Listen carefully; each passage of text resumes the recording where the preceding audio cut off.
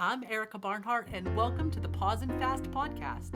I've lost 90 pounds using healthy eating and clean fasting, but more importantly, I've gained clarity, confidence, and a love for real self care.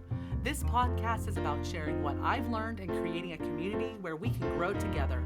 One mindful choice, one fast, and one day at a time. Because every time you pause, it's a choice. When you stop just for a moment, you take back your control.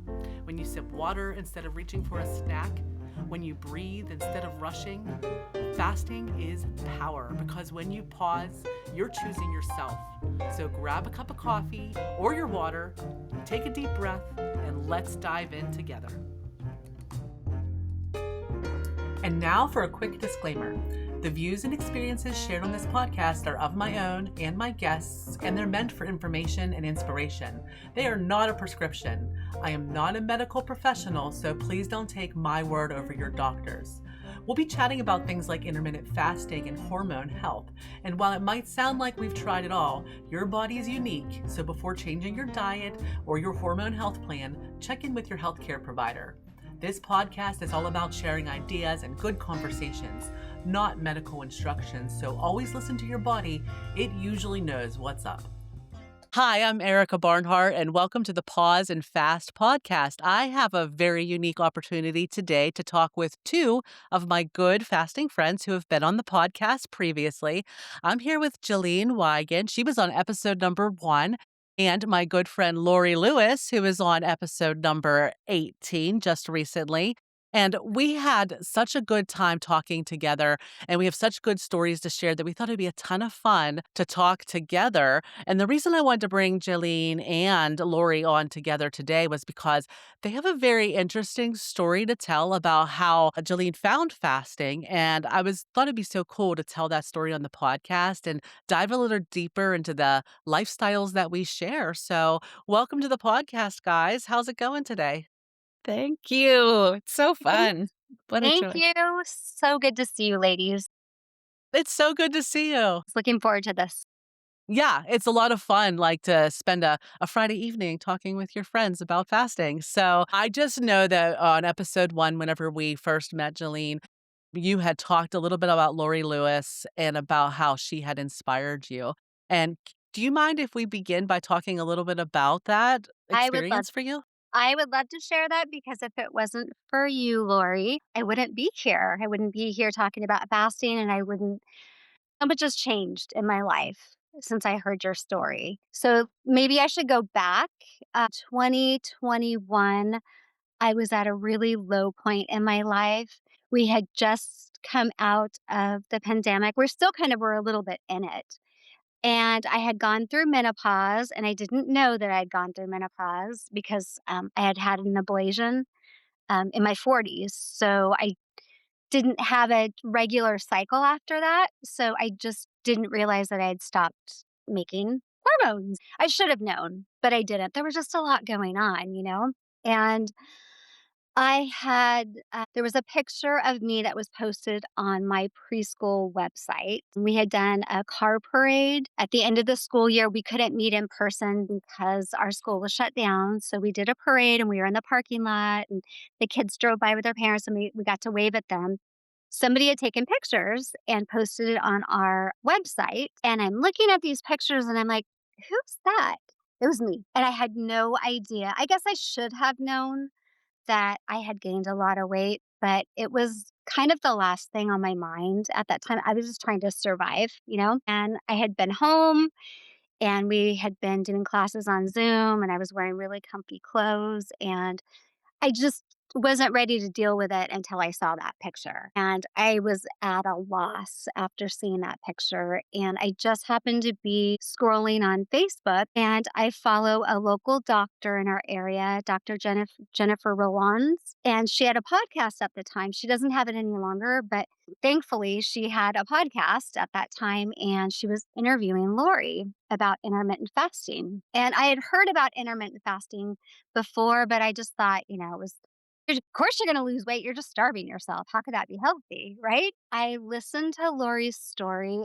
And first of all, I felt like I was listening to a friend because you have such a gentle way of sharing You're so real, you're so down to earth, and your story was very similar to mine. I've been a fairly healthy eater since I was in my 30s. I exercise, so putting on so much weight was such a surprise to me, and I didn't know what I was doing wrong other than I had gone through menopause and me I was eating more because it was the pandemic.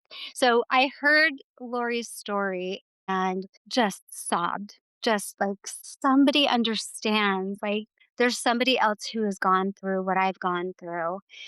And you had mentioned Jen Stevens. And so I immediately looked her up and got all of her books. And I listened to Fast Feast. So I listened to Fast Feast Repeat on Audible. And I think I listened to it in like half a day. And the very next morning, I started fasting. I didn't quite hear the part about the clean fast. I think maybe I did. I wasn't ready. That took me, How could you not hear that part? That's you hilarious. said it. Oh, from me, Said it. I see. Yes, Yeah. I'm like, you read Fast Feast Repeat and Yes. you missed that No, chapter?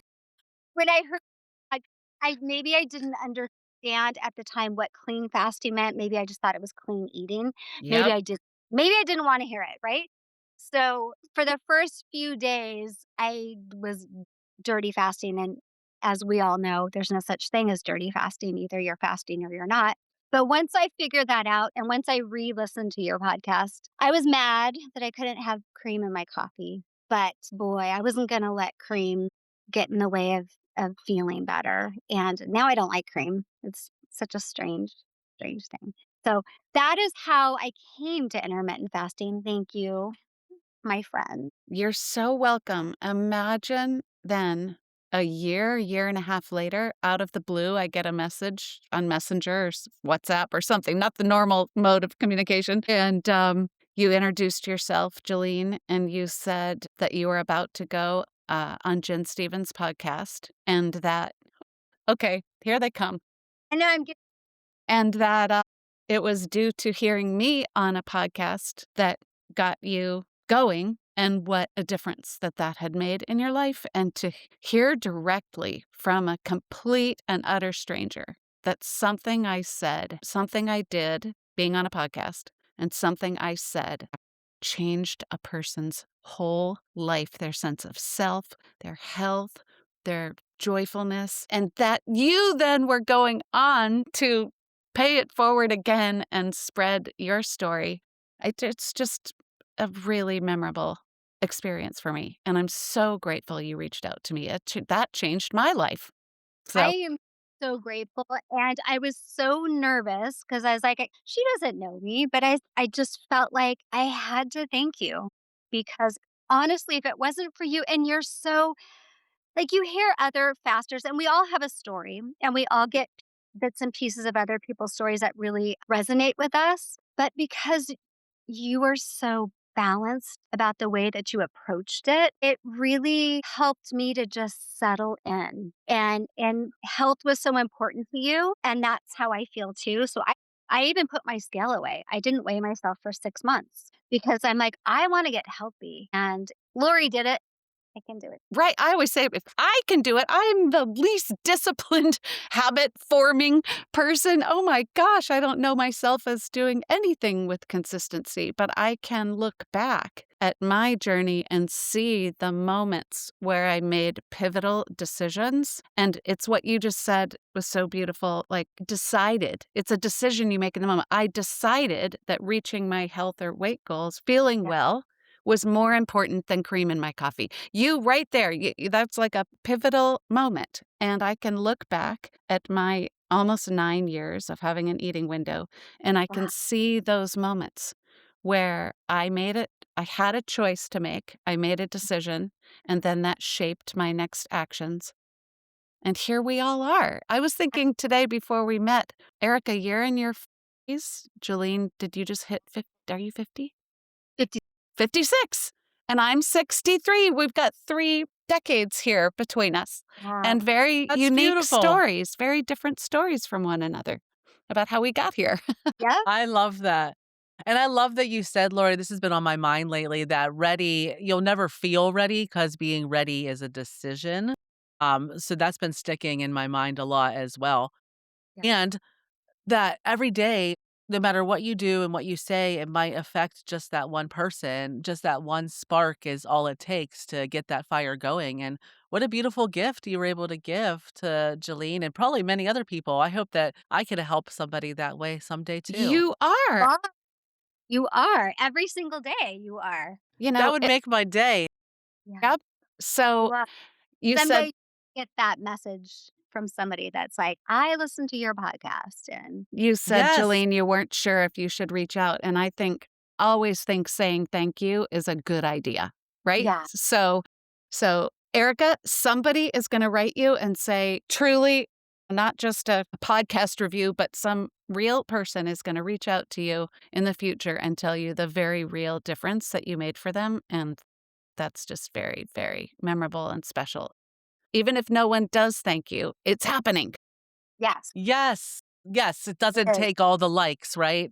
It Mm-mm. just putting it out there, and I love that, and Somebody in Jen's community thanked you for your podcast. I think it was last week. that did actually happen. I was very humbled, I Laurie. saw it. Somebody had posted it and said that they really enjoyed it, and I said, "Thank you so much for listening." So, it's Mm-hmm. also a good lesson that if someone's inspired you, whether it's through your personal or your professional life, reach out and say thank you. It might mean a lot to them, right? Absolutely. So here, No one's yeah. ever mad at that. So here we are. Thank you, So, thank you, Laurie, thank you. so now, Laurie, you've been fasting for about 9 years, and Jalene, you're about 6 years in, and I'm about 3 years in, so we have a little bit of a difference there too. Yeah. So, would you consider yourself in a maintenance phase right now, and how is that going for you, Laurie? Jolene. So I started in the middle of June, June 12th, 2017, and I hit my health and weight goals on October 1st, 2018. So 15 months.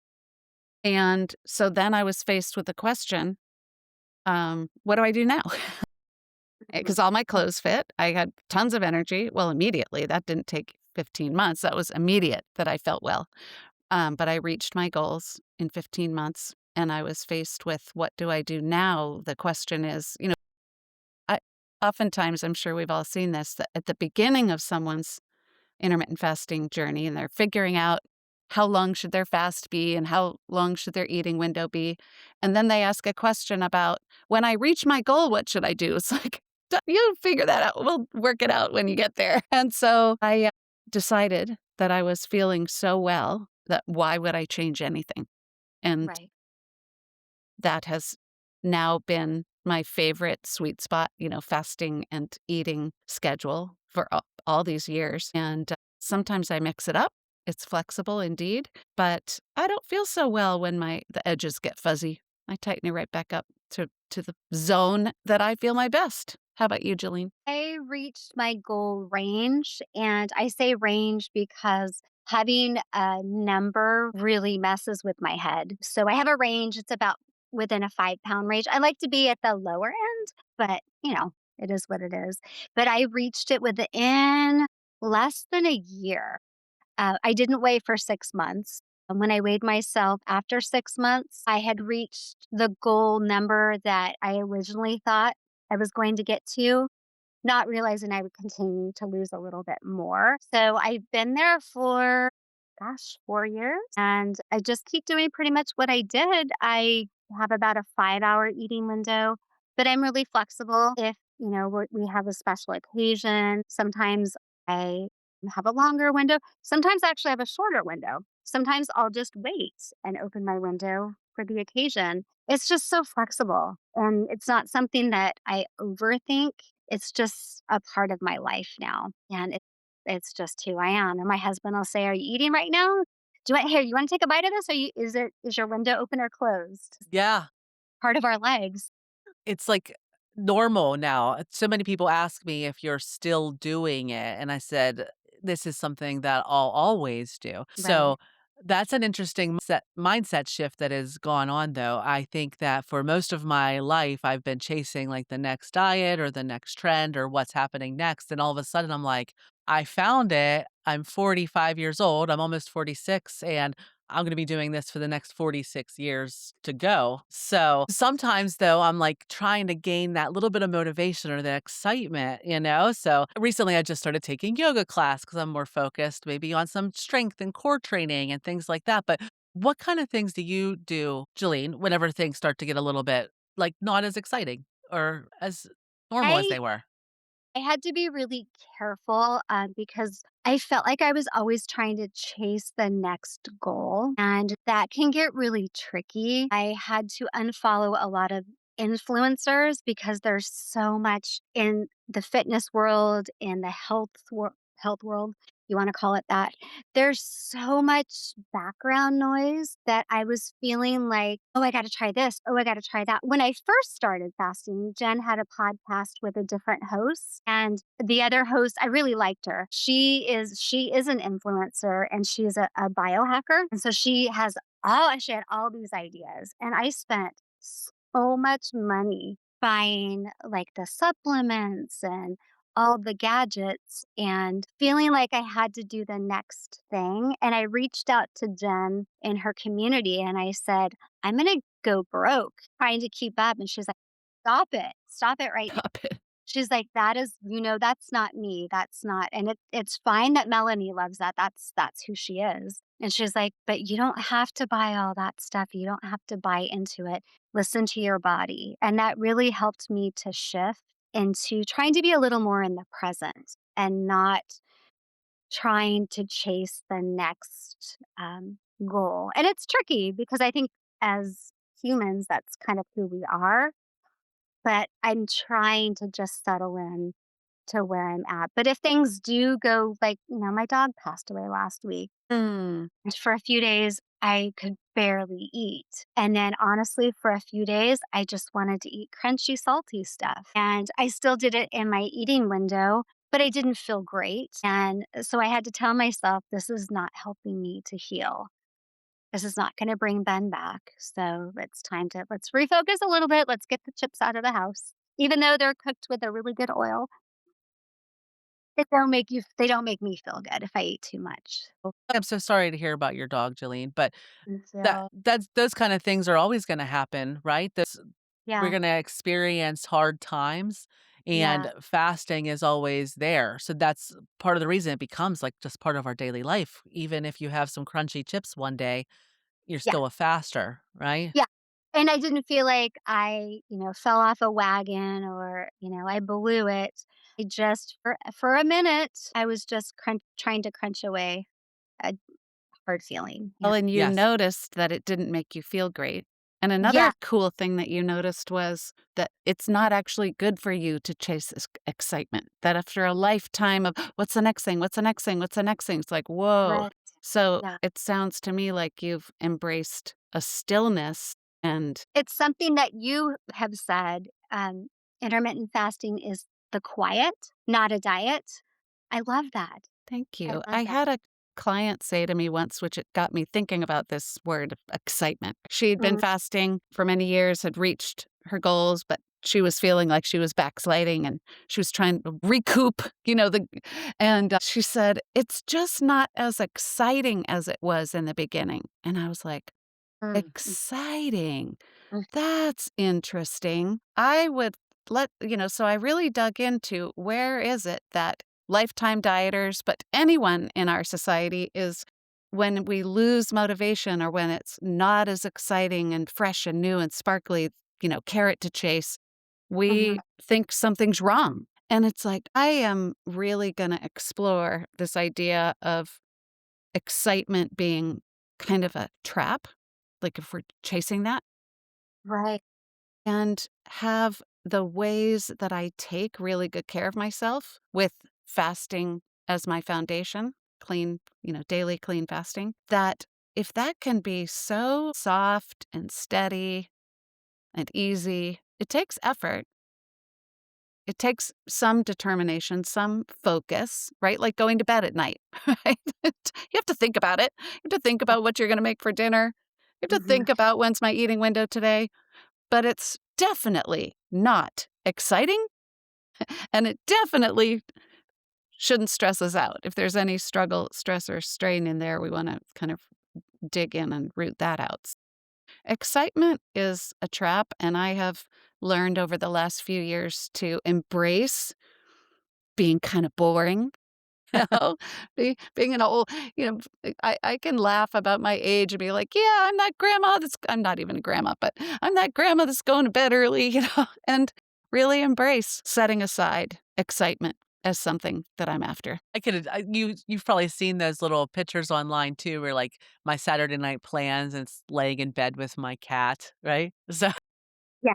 I find excitement through yeah, travel or in my eating window, trying delicious foods I might not have had before.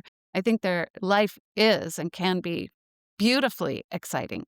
I'm Right. just not going to have my fasting and my eating window require excitement as a as a factor.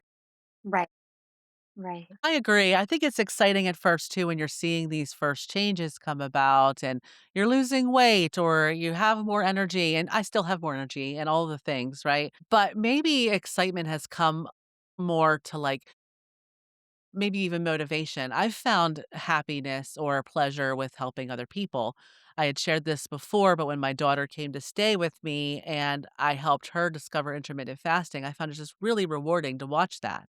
And I'm sure you guys feel that way as well because of course, Lori, you are a fasting coach, so you talk to fasting people all the time and that has to feed you in some way, right? When what's exciting is when someone's A1C comes down and they're no longer diabetic or pre-diabetic, that gets me super Right. excited. Right. Right? Same way. It gives me so much joy to see other people finding success, whether it's fasting or finding clean ways of eating, or, I work at Curves, just watching these women. A lot of the members at Curves are in their 80s and 90s. And just to see them still moving their bodies gently, like we should be moving our bodies gently, right? But it's so inspiring. So they inspire me. Mm. Yeah. That's inspiring as well. I'm always very inspired when I see someone of like a senior age doing things that I would even find difficult. I'm like, "What? I can't do a headstand, but I'm working on it." I don't think I'll ever do a headstand. It'll make me dizzy, but that's okay. That's okay. That's okay. So what other things do you do to stay motivated, Lori? It's interesting. I do like having a little something that I have my attention on or that I'm focused on, whether it's a fitness goal or a particular health marker that, I'd love to see come down a little bit or shift a little bit. I think those types of aims or goals or experiments work well for me when there's a time frame. Like, okay, I'm going to see if I can use a continuous glucose monitor and see ways to stabilize my blood sugar and have that be fun and see if in 4 months it affects my A1C. Like, let's see.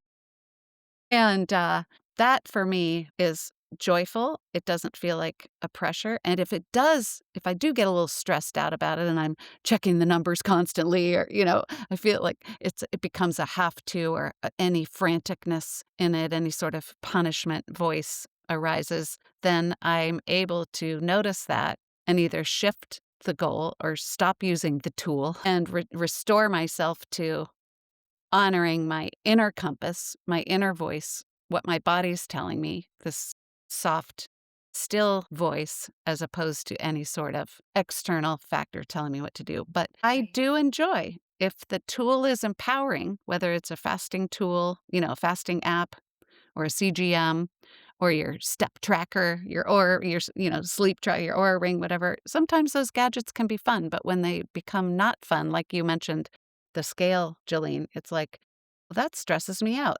I'm not going to do that anymore. And for me now that I've been, in maintenance for so long, this scale doesn't stress me out like it used to. But I came from a long history of dieting. I did all the diets. I had an eating disorder in my teens and my 20s, but I can recognize now if I can feel that coming back. It hasn't in a long time, but I can use the scale. I can recognize it in other people too. Like I can read in like a fasting group, I immediately know when somebody's struggling with an eating disorder. It's so sad.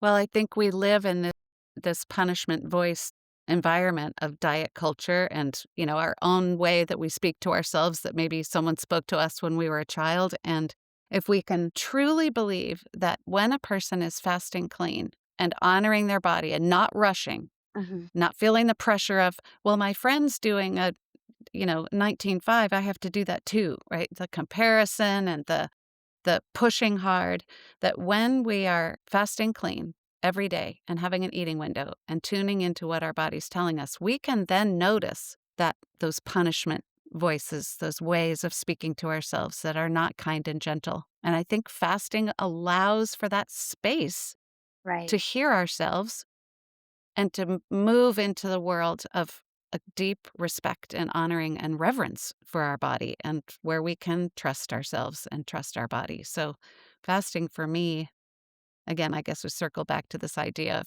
not being exciting. It's Mm. nice and quiet. Yes.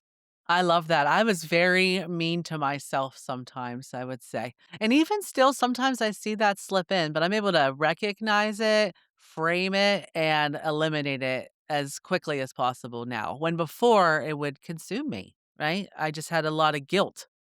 That's so powerful, Erica, that you can recognize it and, like, stop it. Yeah, stop it. Eh, Absolutely.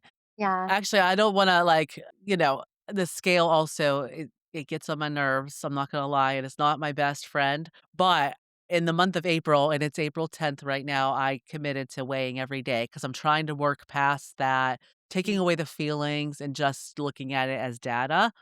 So, like I said, 10 days in, I feel good about it. I still had a couple moments where I'm like, "You should have changed a little bit more than that," or, but I'm able, like I said, to let 'em go more easily, and I'm starting to see it as data. So, I think it's a good that's one of the challenges I've picked up to keep things exciting, for example.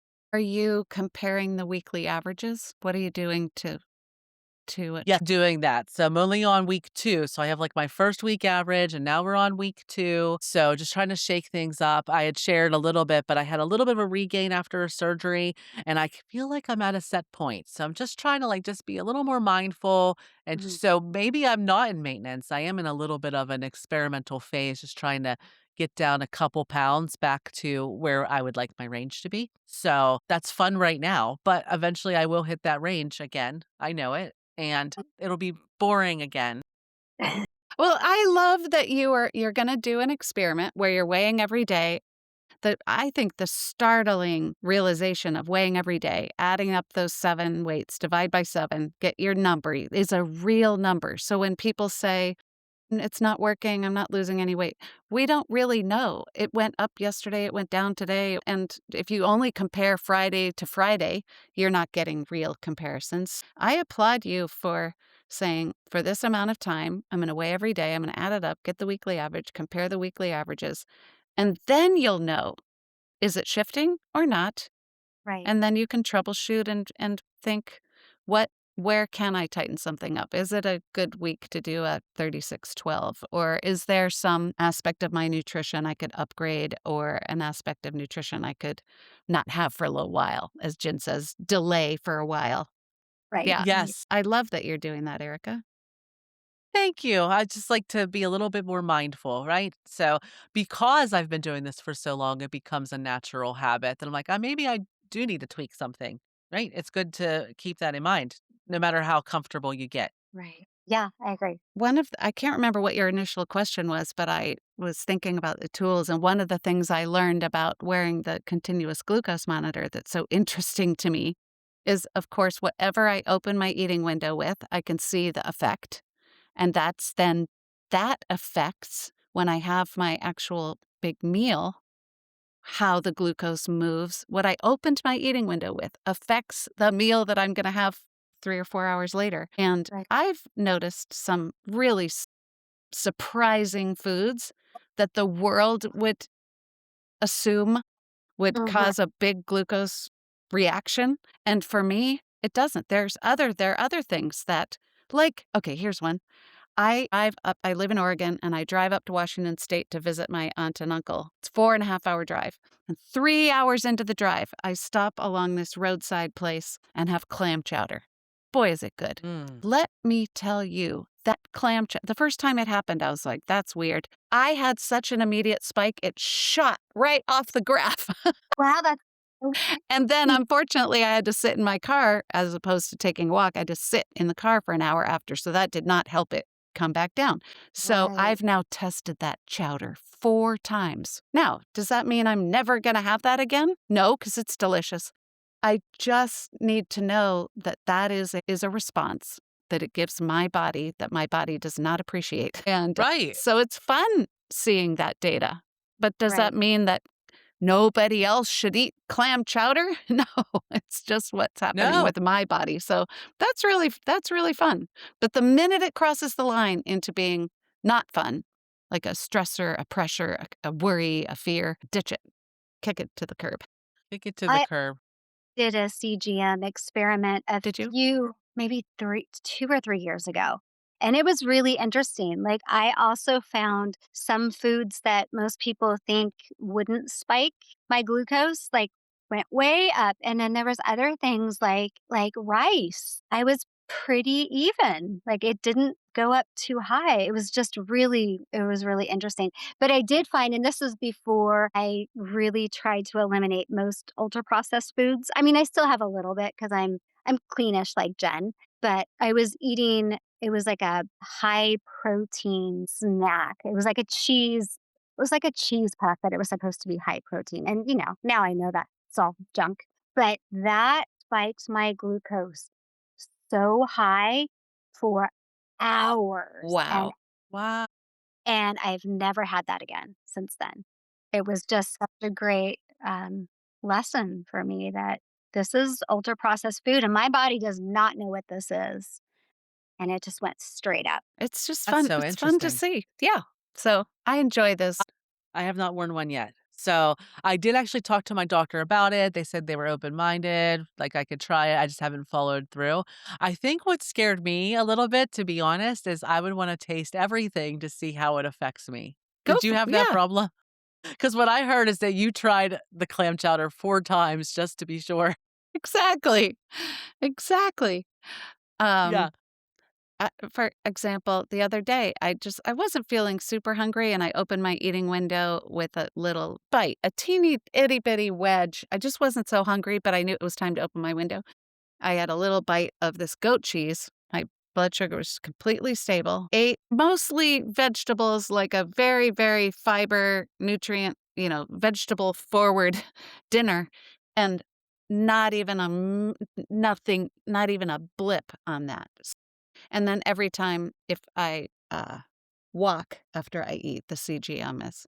Now, but if someone's going to Yeah, create that as a freak out for themselves, like, oh no, if I don't yeah, walk after I eat, then I'm ruining my health. It's like, so we need to, I think, keep using these tools in an empowering way.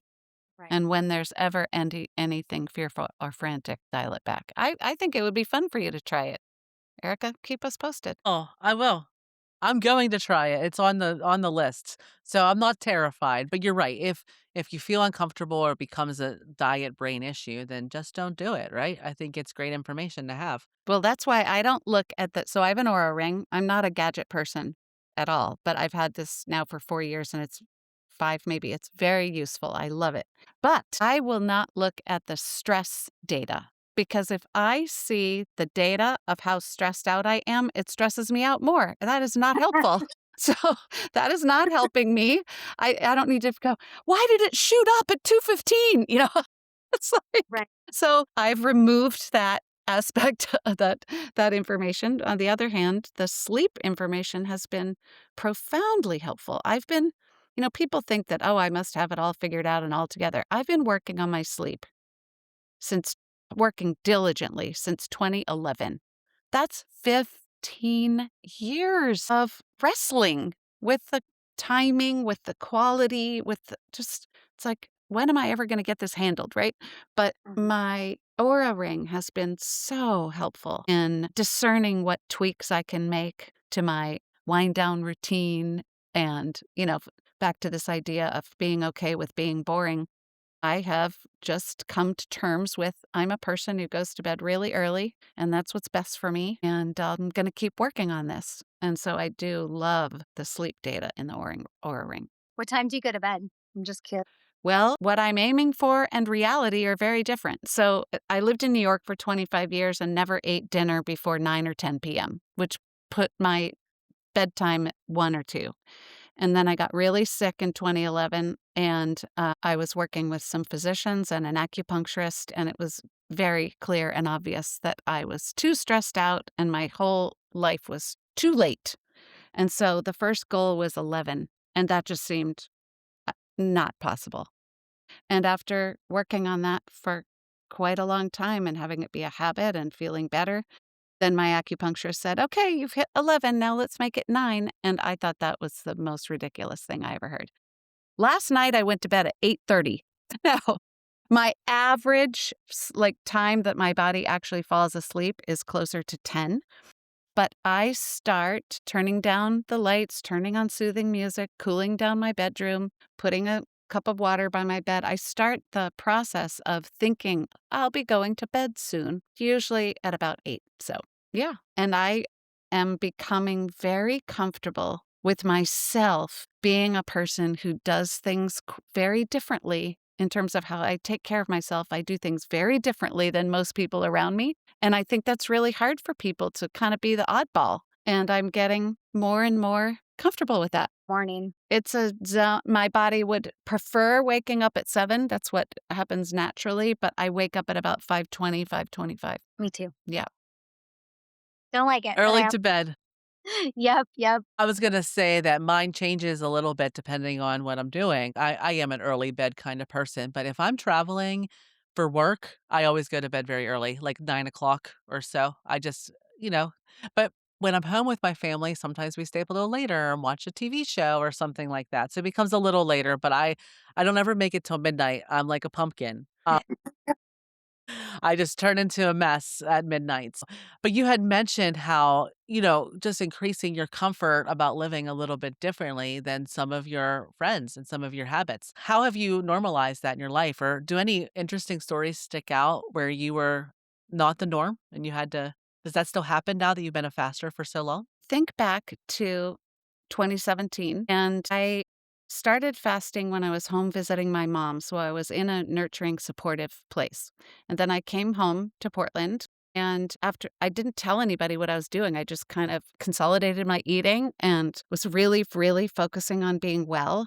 And after a few months, some friends came to visit and from the East Coast. And I said, "Okay, you guys, I'm eating in a eating window and I'm going to keep doing it when you're here because this is really important to me. But that doesn't mean that you can't eat breakfast and you can't eat lunch. And they were like, tell us more about it. And I did. And they said, oh, we'll do that with you." That's fun. And then another friend came to visit, same thing. Now, all these friends are still, after all these years, keeping an eating window.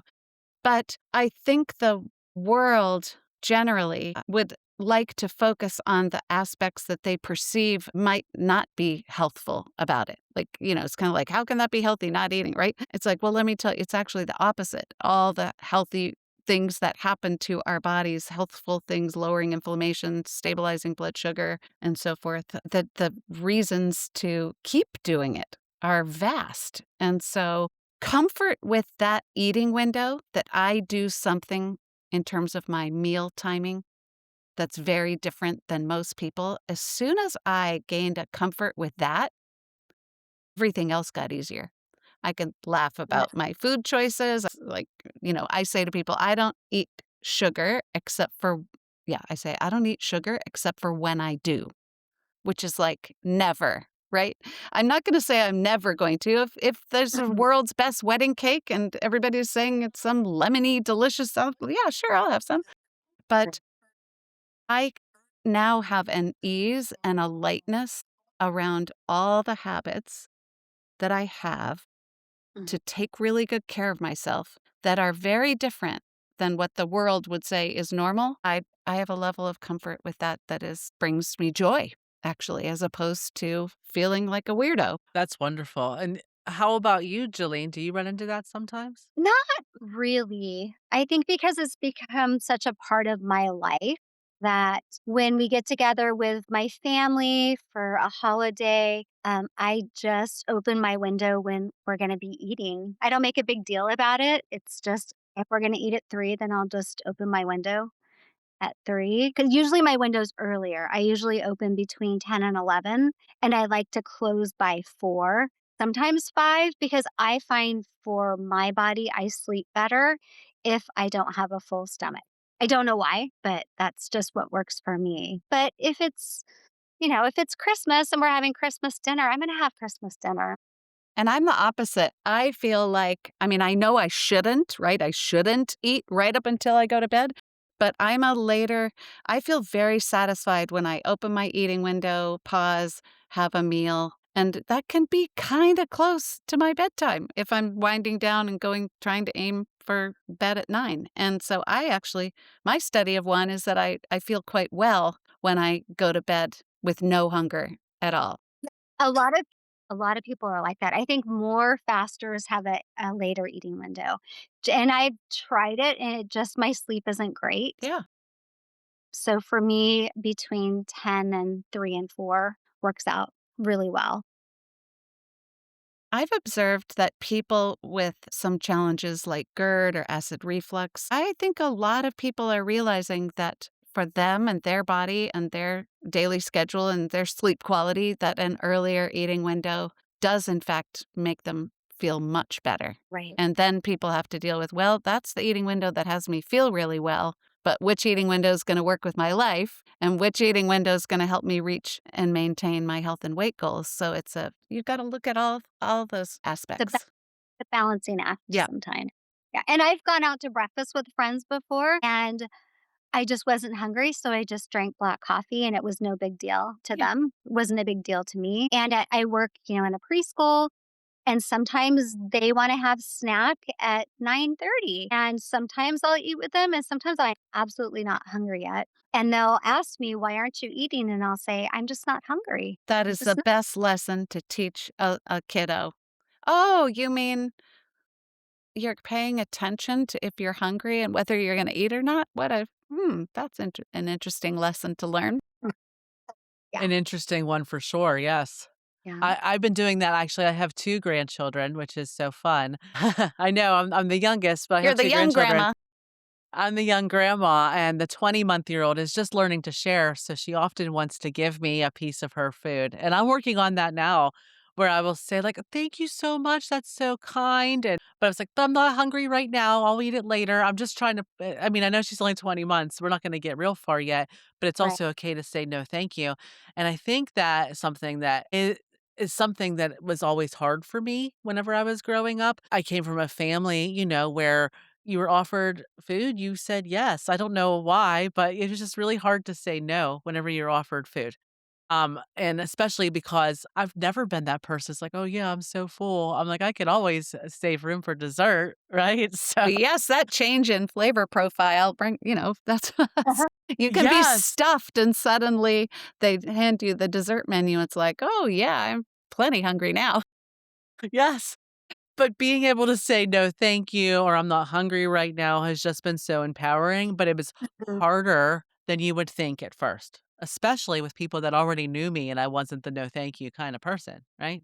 They were like, "What? Are you sick?" So, that was interesting as well. I've been observing with some of my clients lately that they're really dealing with being the odd person out also, and that seems to be an ongoing struggle for people who are new fasters or, experienced fasters, that once you feel comfortable with your eating window, then there's that next thing in society that whether it's your bedtime or the quality of your food. And I was talking to a client yesterday, and she'd been an intermittent faster for 5 years and had reached all her goals, but was going through a lot of stress at work, a lot, a lot, a lot.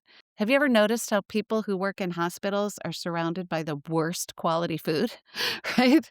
True. Right? She's under so much stress and surrounded by so much junk that in Right. November, we decided that we were going to do a short term experiment where she's going to go no sugar, no ultra processed food, no alcohol. She just went, ripped the band aid off because she so eagerly needed to feel better. And now it's November, December, January, February, March, April, 6 months later. And she did decide, she went out with some coworkers this week and she decided to have some French fries because it seemed to be like a nice quality, what have you. So was she enjoying those French fries. And one of her coworkers said, well, I'm so happy to see that you're like eating those French fries, that you're eating like us now. And she thought, what does that mean? That she was so far outside the norm when she cut out the sugar and the ultra-processed food, and she was so determined to feel well and better, which she was almost instantly. That's why she kept going. But then oftentimes people around us say kind of passive-aggressive things like, thank goodness you're not doing that, eating nutritious food anymore. Thank goodness. I had a friend who asked me if I was still starving myself. Yes, still doing that Well, starvation diet. I don't feel like I'm starving. I eat plenty, but I am still fasting. So if that's what you're asking, yes. Yep. I was traveling with somebody and I had opened for lunch, which I don't do every day, but I decided to open for lunch and they were just like, "Oh, I'm so thankful you're finally eating lunch. Now I can too." I'm like, "I will never stop you or make you feel any sort of way for eating. Like, I always have a choice. There's no fasting police hanging out on my shoulder, putting handcuffs on me. I have a choice and I choose not to. It's not a deprivation for me anymore." So that's Mm-mm. really hard, I think, for beginning fasters to understand. It almost Yeah. feel like we were taught in manners, like if you have a snack, you bring one for everybody, or you don't Mhm. eat until everybody sits down at the table. So that was a hurdle for me at first, I will be honest, but now I just kind of embrace the uniqueness. I'm like, if this is what I'm weird for, I guess that's a good thing to be known for being a little different for. Have you guys started reading Dr. Fung's most recent book, The Hunger Code? Mhm. He I talks a have lot. not. Okay, it's so good. I'm gonna have to I listened to it on Audible and I liked it so much I bought a hard copy because I wanna write notes. But he talks a lot about environment and what part of the country you might live in and how it affects your eating. And I think we all kind of knew this, but it's really fascinating the research that he brings up about how it really influences our choices and the amount of exercise we get. It really, really influences us deeply. Another book that I'm reading on hunger is Judson Brewer's book, The Hunger Habit. And it's really good. I loved him since I heard him on a podcast, I don't know, a very long time, 7 years ago, probably, where he talks about, and the ideas in this book also, this idea of the pleasure plateau, and that we get a big dopamine hit when we have the thought of the food is more exciting than the actual eating of the food, and that then the excitement immediately drops off and plateaus. And so one of the things I love in the book, and that is kind of one of his themes, is this idea that if you can identify when your brain goes, ooh, and you think of, those cookies or that ice cream that's been calling your name in the freezer, or whatever it is for you, whatever your trigger foods are, when you have that thought like, ooh, I could have that. That ooh is the most excited your brain will be. So then eating it is Fascinating. less exciting, and then the excitement drops right off, and then you know how to get more excitement? The thought that you can have more. So it's the thought, not Wow, the eating it. So this book is great, The Hunger Habit by Dr. Judson Brewer, and that is just the fascinating. other title is The Hunger Habit: Why We Eat When We're Not Hungry and How to Stop. So Thank That's wonderful. it's really good.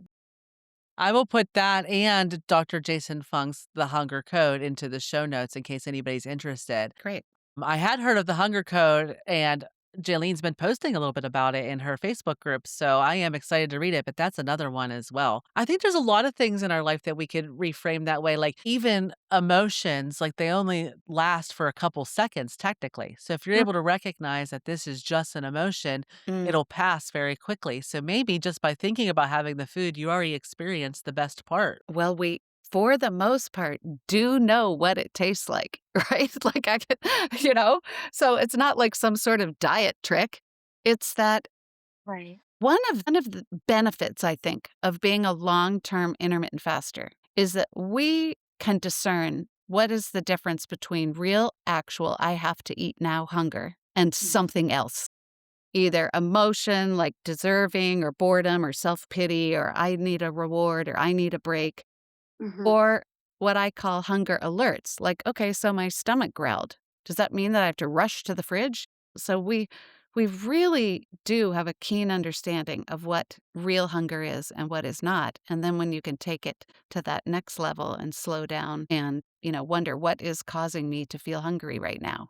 Am I sleep deprived? Did I just experience something upsetting and stressful? Was it the quality of my food yesterday that really didn't serve me well today? And yeah, I think hunger is a very interesting topic. And I think before we were intermittent fasters, we were always, at least in my world, all the diets that I've ever done, like Weight Watchers, you were supposed to eat like pretty much when you get out of bed, right? They still promote that in all of the, wake up, eat, and then go to the gym. Yeah. Breakfast and then a snack and then lunch and then a snack and then dinner and then dessert and a snack. We never were able to listen to our bodies. Our bodies were never able to tell us that we were hungry. Well, we were probably never hungry. Right. But that's the beauty of fasting is now, yeah, you're right. Like I know when I'm hungry. I know. Because And it's It feels different too when true hunger. Yes. when you experience true hunger, you know what it is, right? It's like that is a for sure eat now communication. right. If something breaks my fast accidentally, and it's only happened like a handful of times, Mm. but, ooh, I knew immediately. I got sweaty, I got a little bit nauseous, like, I knew I have to eat right now because my fast has been broken, and it must have been this hotel coffee or, whatever it was. Mm. Mm, that's one. For me, I found not even very long ago, to be honest. I've been fasting for over 3 years, that if I have too many downish days in a row, like if I don't have adequate eating windows for several days, and I don't sometimes you don't realize it, I thought I ate enough, I will Right. catch myself binging. I will catch it. Like, I was like, "Oh, why am I wanting to eat all of the nuts instead of just a handful today?" I What just a catch great myself. thing to see. Rather than being mad at yourself, like, what's wrong with me? It's like, wait, what just caused this? There is Yeah. yeah. And if you have a few days in a row of your eating windows are too short for you, you then know there's a thing that'll happen called I want it, too much ultra processed food in me quickly. Yes, my experiment of one, but then sometimes, as we touched base on early in the conversation, these influencers are saying things like, "I only eat for 1 hour no matter what," and I was like, "That's just not sustainable for my experiment of one." I can Right. have an eating out 1-hour eating window once in a while. I can't have a few in a row or else it triggers this almost like desperation. A desperation. Yes. Yes. Your body not had enough nutrients, and it's telling you, "Eat." Yes, even if I don't feel like the traditional hunger, something's going on in there. Mm. Yeah. And I just love the study of one. It's really fun to shift from a fear of doing it right and doing it perfectly, that punishment voice, and Yeah. shifting into this quiet inner questioning of what actually could I do right now to have me feel my very, very best? To eat that or not that, to eat now or not now. Mhm. And I love being in such a beautiful rhythm and that every day I get to ask myself the question, when's my eating window today? And then look at all the other ways I get to take good care of myself. And it's effortless, like I love that. an effortless effort, as the Buddhists say. Yeah. I love that. Yes. I always try not to take away from it by saying it's easy, but it can be effortless for sure. Yeah. With I some love effort, that. like focus or determination or intention. Yeah.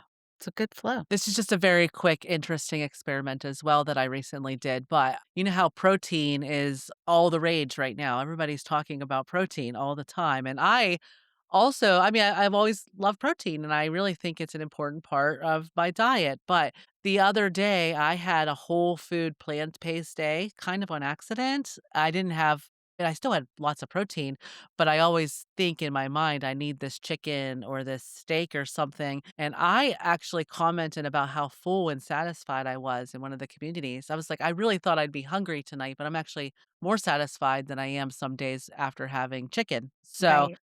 even after 3 years, I'm still experimenting and learning. It was all that fiber. Yep, it's all that It must have fiber been and those tasty bees. phytonutrients. Mhm, mhm. Who knew? Who Yep. knew? I love it. There's always learning. And we had also touched a little bit on stress a lot during the conversation and managing that. So something I always like to touch on too is just pausing. It's part of the reason I wanted to create this podcast because if you're having a rough day or you need to refocus on your health, I want to be here for those people just to listen and gain encouragement. So, Jalene, what kind of things do you do whenever you're pausing and reflecting and taking time for yourself? I like to read. I walk, well, my one dog now. We like to walk our dogs. I've been walking my neighbor's dog. He's been in the hospital for, gosh, almost 6 weeks. We've been walking her. Her name's Stormy. Um, Stormy. she's such a good girl. Yeah, I love, I, I'm on a lot of Facebook groups. I probably spend too much time scrolling, but I love to be in the very positive groups. The groups that focus on clean fasting and the groups where there's not a lot of bickering going on, that we're just there to help support each other, you know? Yes, Yeah, Mm. I find that I love very that. helpful. I think that the groups that you help manage are doing a really good job of that, Jalene. Just creating a nice positive atmosphere where people can go. If I could mention it, but you're part of the Fast Feast Repeat Facebook group and also your own private page too. It's Clean Fasting Jalene and Daniela. Yes, yes, yeah. Yes, and I'm in both of them, and you guys always just are so kind and helpful to other people. Like I know that you're helping people every day. She's so amazing too, Daniela. So I met her in the Fast Feast Repeat Facebook group, and Jen is not associated with it. I joined that group before I realized it, and it was like the wild, wild west when I joined. It was so crazy. And I met Daniela there. Then she joined my group and she offered to be a moderator. And I love her. We just see eye to eye on everything. And then we were both able to become admin in the Fast Feast Repeat group and kind of reel it in a little bit. We had some rules. You have to answer some questions now to join because we don't want it to be confusing. You know, that's the hardest thing when you first start fasting and someone tells you, just today, I was in a group and somebody was saying, you can't drink Crystal Light, but go ahead and just add a little lemon to your sparkling water. And that's so confusing. And let's not make it hard. So we try to be very, very kind and respectful, but we definitely have boundaries. And the clean fast is non negotiable in both groups. I always say you can't trick your body. It actually knows to to what am I trying to say? If you do something to kick off or instigate this cascade of digestion and hormonal responses, your Right. body knows. You can't fool it. So make it easy on yourself. Fast clean, plain unflavored water, plain unflavored black coffee if you like coffee, plain Right. unflavored plain tea if you like tea, plain electrolytes or minerals, and your medication. And then everything else have in your, yeah, you can have it in your eating window. And Right. when you take the confusion out of it, and rather than feeling constrained by the simplicity, being Mhm. empowered by the simplicity and realize how much better you feel, and I can just have that all that other stuff that I like later. Then Right. you realize it's the best of ever. It's a win, win, win, win. And it really helped for me in the beginning, the Delay Don't Deny book, because I would tell myself, okay, I'm not denying myself the cream in my coffee, I'm just delaying That's it. right. But what I found in this process is once I delayed it, I didn't even want it later. I think it's just like what you just said about the thought. It was the thought. Just thinking about it was all that I needed. I can have this. And then I was like, oh, I don't want it. Went in my early days of coaching, when I'm their one-on-one coach, I do group coaching. I have a group membership, group classes, as well as one-on-one coaching. And when I coach someone one-on-one, they can text me. And I got a text late at night. Must have been really late because here I am in Pacific time and she was on Eastern time. And she's like, I want a hamburger. And I'm like, okay, red alert, red alert. And so I asked her some questions. I actually asked her to describe the hamburger in all its juiciness and deliciousness and what she would put on it and fully describe it. This is in a text. She did. And I said, okay, what time is it now? And she said the time. I said, when are you opening your eating window tomorrow? She said the time. And I said, are you going to have that tomorrow when you open your eating window? Would that be delicious? And she's like, yes. I said, do you want it now? She's like, no. Wow. So powerful. Yeah, She just wanted to describe it, talk about it. Like you exactly. said, that's kind of like the best part of it sometimes. It hijacked her brain. She's just like, ah. Thank goodness she texted me, right? I'm like, you're so smart reaching out to your coach. Well, that's such a great lesson. I love that so much. Yeah, if we know Yes. when we're eating tomorrow and we have an idea of what we'll be eating tomorrow or later, that just calms the whole system down. It's like, "Oh, I'm so excited to eat that lasagna later. Yum, yum, yum. Okay, now I can go about my day." Yeah. Yeah. And I I like love that. her idea about writing it down. Like she wrote it, she described it. I think Yes. I'm gonna try that. Great. Brilliant. Try it. Everybody out there, everybody listening, try it. Write that thing down that's so yummy that you think you want to eat, and you Yep. can have it later Yes. in all Mhm. its. And she was so lucky to have that coaching experience. So it's good to have a friend, I phone a wonder friend moment. Well, she was I paying wonder me if to be her late night, late night, talk you off the ledge friend. Yes. I wonder if she ate No, it the she next. didn't want it. No? Nope, she didn't want it. That's a fabulous next question is, did she have it? Yeah. Nope. Wow. How about you, Laurie? What do you do to pause and reflect and get your zen back? So I have this mantra now for myself that is really the context for all my coaching. In the beginning, it was very much how to be an intermittent faster, how to reach your goals, right? And it's still that.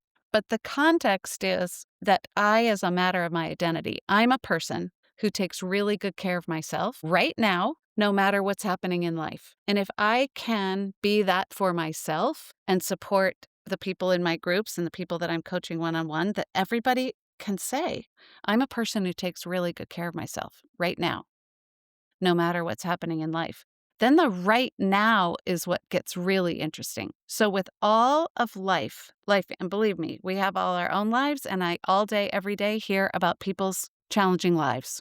Very real life. And with all of that, that intermittent fasting isn't something, I'm trying to fit into my life. It's not this thing I'm trying to do. It's really the thing that's supporting the life I'm intentionally creating. And Mm. so if right now I can pause, I love that pause and fast. I can pause and ask myself, what can I do right now? I'm a person who takes really good care of myself. What can I do right now? I would stand up and swing my arms around. I might do a couple squats. I might go stand on my front step and look at the tulips and listen to birds chirping. I might, I don't have my little doggy anymore either, but I might see my neighbor walking by with his giant dog and go out and pet him, and or drink a glass of water or pull the ingredients for my dinner out of the freezer to defrost. Like, 'cause I'm then thinking about, the nutritious meal I'm going to have later. There is always something. Breathing is helpful. Taking a moment Yes. to breathe, just a moment. A minute is long. Yeah. It is long. So I love demonstrating for myself and supporting others in being a person who takes really good care of me right now, no matter what's happening in life. And so Perfect. there's always a something that will come to mind. I love that. I'm a person who takes good care of myself right now, No matter what's happening in life, no no matter what's matter happening in life. whether you have a parent in the hospital, whether you're dealing with sadness over a doggy passing. I bet, you might have felt poorly with the food choices, Jalene, but you probably had your eating window that day, right? You Yeah. had it. It was in my eating window. Yeah, exactly. And whether, someone just lost their job who I'm working, I mean, it's just the list. Life is life. And if Yeah. we treat taking good care of ourselves as something that we'll deal with when everything in life is working, is that day ever going to come? I don't think so. It's like we brush our teeth every day. I mean, you're not gonna stop brushing your teeth because you lose your dog or it's right? It's just we gotta take care of ourselves right now, no matter what's happening. Absolutely. Love that. It's my new mantra. Mm. It's fun to I play love it. around with. Different people can word it differently so that it resonates for them. But I think the elements of it, it's a matter of your identity. I'm a person who, and people can play around with what's the rest of that sentence for you that really will have you pause and take a tiny action right now that will fulfill on you being a person who takes good care of yourself no matter what's happening in life right now. Yeah. Yep. Love it. Yeah, That's beautiful. Great advice, guys. I love it. it's fun. That is fun. So we are running a little low on time. So I wanted to just let's talk for a moment about what advice would you give to someone who's just beginning intermittent fasting or is considering it? What would you say, Jalene? Jaylene. I would say fast, clean, and just, yeah, if you sleep at night, you're already fasting. So the next morning, just extend it a few hours. You're going to experience a little bit of discomfort, and that's okay. Hunger is not an emergency. And then every day you can extend it a little bit more, and it'll just become who you are. It really is. It really, once you get your mind around it and you decide I'm a person who takes care of myself no matter. Yeah, it ultimately can be easy. That's why I love Jin's 28-day fast start because that first month, Yeah, that really takes something. And yeah. people who accomplish that most times feel like, wow, this is the first time in my life I ever did something consistently and stuck with it. And there were Mhm. some challenges, but I didn't feel horrible, you know, Right. and I'm going to keep going because I feel so well. Yes. I love that, and I recommend it to everyone, and I think I have 7 copies because it was on sale, and I'm just like, "I'm gonna buy it for everybody. Mm. Whoever needs it, if somebody needs it, I'm gonna give it to them." I really feel like you said, it's the first month, and every day you can journal, and every day you can reflect, and it's just such a great way to start a habit, you know? So, I I'm think glad. I would say to people who are either just starting out or they're thinking, oh, this isn't working. I don't know if it's working. I don't know if it's worth it being this weirdo that has an eating window. It's that I would say keep in your top of mind how well you want to feel. How well do you want to feel? And what are the words for you? Peaceful, content, grounded, steady, loving to yourself. Like, how do you want to feel? And keep reminding yourself of that. And the other thing is also knowing a few scientific reasons why Yeah. fasting clean and keeping an eating window is, in fact, a good idea. So you don't have to argue with the naysayers. If someone's like, I don't think that sounds healthy, it's like, oh, next. But if someone says to you, why are you doing that? They just assume it's to lose weight, right? And that you have quick, top of mind, 3 good reasons why you are doing that that might have nothing to do with losing weight. Like I'm sleeping better, I'm Mhm. lowering my inflammation, and I no Mhm. longer have blood sugar spikes. And my doctor's happy. Yeah. So just make a list of some health benefits that you've heard from others or that you want for yourself and that you keep in mind how you want to feel. Like feeling well is more important than anything. Like you said, feeling better is way more important than that cream in my coffee, Jillian. I love that. I'm going to use that example a lot. It's true. And that you are rock solid in some of the health benefits so you don't get thrown off your game. You don't listen to a random research or read an article or hear some naysayer. I get texts every day from someone screenshot something in a book like don't intermittent fast is bad for you and people get thrown off their game and very easily. So have your foundation, your reasons Yeah. set and It's Such a like a great little idea. bit of armor for you just to protect yourself too. Mhm. 'Cause I did that too. People would ask a strange question I didn't know the answer to, or like we had said, I went down the influencer rabbit hole. I was new and excited, and I had read some different things that scared me, and all of a sudden, I just want to clam up and quit. But don't quit. Commit to that 30 Yeah. days. Yeah. See how you feel. Find out for yourself. Mm. Meet some other people that are doing it like us that love it and are thriving 3, 6, 9 years later. That's really where the Yeah. power lies, right? Mm. And I would add too, it's fun getting all this information and staying in conversations and reading a lot and staying motivated and Mhm. having your goals. But when all of that, we can push all that noise aside and remember that this is very, very, very, very simple.